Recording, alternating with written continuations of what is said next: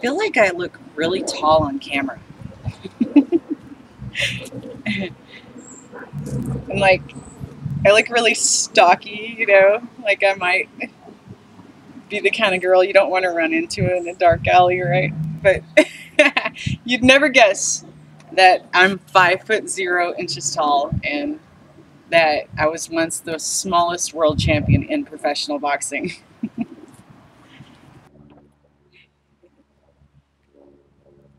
I used to weigh in under 100 pounds on some of my world title defenses.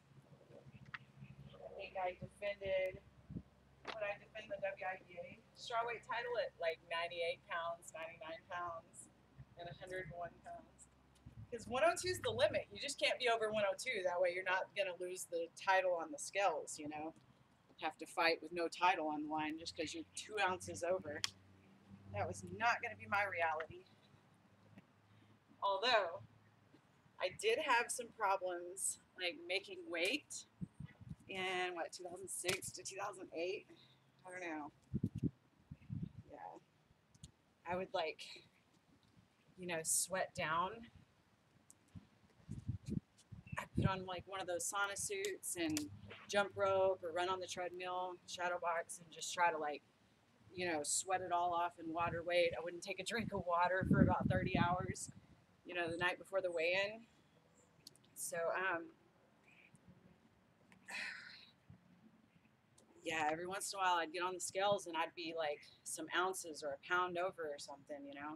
So then you got to go get off the scales when you're severely dehydrated, so much you can't even swallow. Some trainers are like, if you got any spit it out. That'll take off some weight too. They go a little overboard with it, but yeah, they would have me dried out, and then I wouldn't be making weight, so they'd have me get off the scales, go put my sauna suit back on, and then go, in the sauna, do some jumping jacks or some jump rope or something. And then I'd come back and, yeah, there was a few fights, some non-title fights that I had to deduct some of my purse money because even after I came back the second time, I still couldn't make weight. I would still be like a few ounces over, and I'm just like, you know what? At this point, money's not so important. So, yeah, I would just give up money, and then or as soon as I'd get off of the scales, I would turn up like a whole quart of Pedialyte, and it would leak out of my body faster than I'm pouring it in. I mean, my body was so severely dehydrated that it would just be literally pouring onto the stage floor as I'm drinking it, leaking out. I'm like, where were you, sweat, like 10 minutes ago when I was in the sauna, working my butt off? And yeah, so you live and you learn.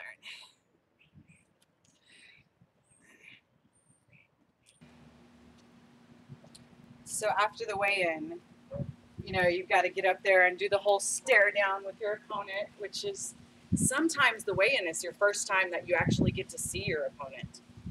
So you've been giving up your life for a couple of months training for this one person and studying them, and then, you're kind of getting to see them like in the best shape. So there's a little bit of nerves, in that moment. Oh, let's do some dips. Oh. And then after the stare down photos, you've got, you might have to make a speech or give some interviews when all you really want to do is pig out. Because you've been eating so clean for the last couple of months, But as soon as that weigh-in was over, me and my entire team, we would just head to celebrate making weight at some Italian restaurant where I would pig out on pasta and everything else. And then I would go back to my room, my hotel room, and I would order like a large pizza just for myself, pig out on that thing, try to stay up as late as I could the night before the fight. Because I was either like the co-main event or the main event. So by the time you're fighting in either one of those spots, it's like 10 o'clock at night, minimum, So you don't want to get up too early the day of the fight. Whereas if you're fighting in another country or something, then you know, the promoter will try to have you doing television interviews at 5 a.m. the day of the fight. You know, you might want to get out of it thinking this isn't fair, but then you look at the contract and you see where, like, it's your obligation to, you know, help in the promotions of the fight. And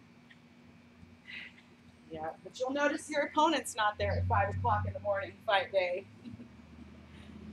Yeah, there's also a lot of beauty fighting in someone else's home country. It's just, you know, the level of, like, passion for the fans is just, you know, it's kind of overboard a little bit, you know, because you're kind of fighting their hero. And the term hero is used for American, or not American, but like for female fighters, a lot more in other countries than it is here in America. I don't know. It's kind of, in America, women are still kind of fighting for equal rights, and you know, in a lot of ways we've got it, but yeah, in a lot of ways we still don't.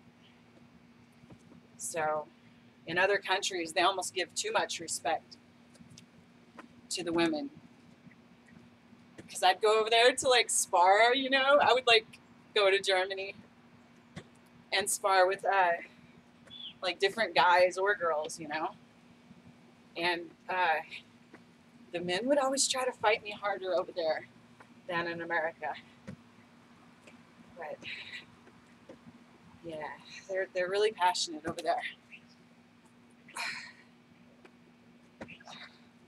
Which is awesome because I always took myself that seriously, you know.